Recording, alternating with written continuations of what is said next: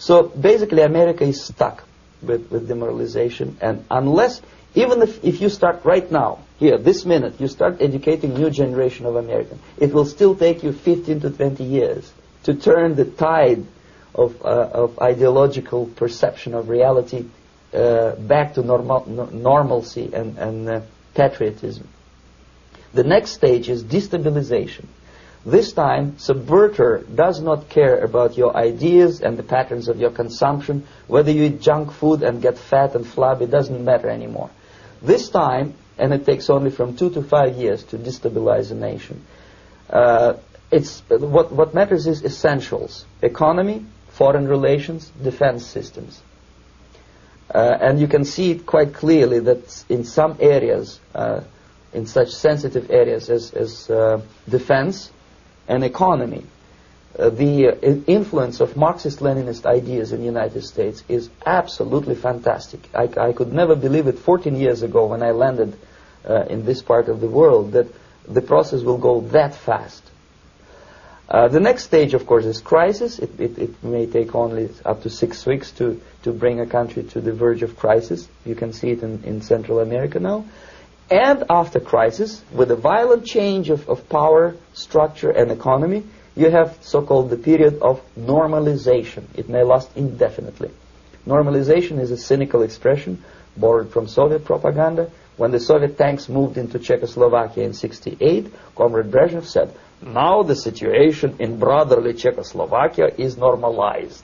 This is what will happen in the United States if you allow all these schmucks to bring the country to crisis, to promise people all kind of goodies and the paradise on earth, to destabilize your economy, to eliminate the principle of free market competition, and to put a big brother government in Washington, D.C., with benevolent dictators like Walter Mondale, who will promise lots of things, never mind whether the promises are fulfillable or not.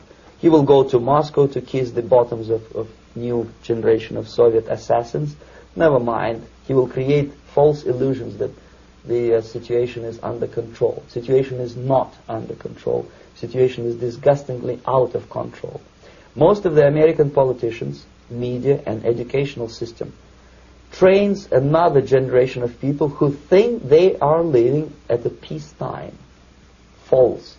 The United States is in a state of war, undeclared total war against the basic principles and the foundations of this system. And the initiator of this war is not Comrade Andropov, of course. It's the system. However ridiculous it may sound, the world communist system or the world communist conspiracy, whether I scare some people or not, I don't give a hoot. If you are not scared by now, nothing can scare you. But you don't have to be paranoid about it. What actually happens now, that unlike myself, you have literally several years to live on unless the United States wake up. The time bomb is ticking. With every second, the disaster is coming closer and closer. Unlike myself, you will have nowhere to defect to, unless you want to live in Antarctica with penguins. This is it. This is the last country of freedom and possibility. Okay, so what do we do? What is your recommendation to the American people? Well, the immediate thing that comes to my mind is, of course, there must be a very strong national effort to educate people in the spirit of real patriotism, number one. Number two, to explain them the real danger of socialist, communist, whatever, welfare state, big brother government. If people will fail to grasp the impending danger of that development, nothing ever can help United States. You may kiss goodbye to your freedom, including freedoms to homosexuals, to prison inmate. All this freedom will vanish, evaporate in 5 seconds, including your precious lives.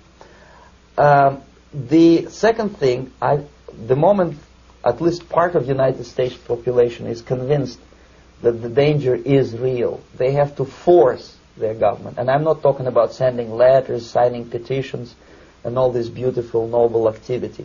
I'm talking about forcing United States government to stop aiding communism.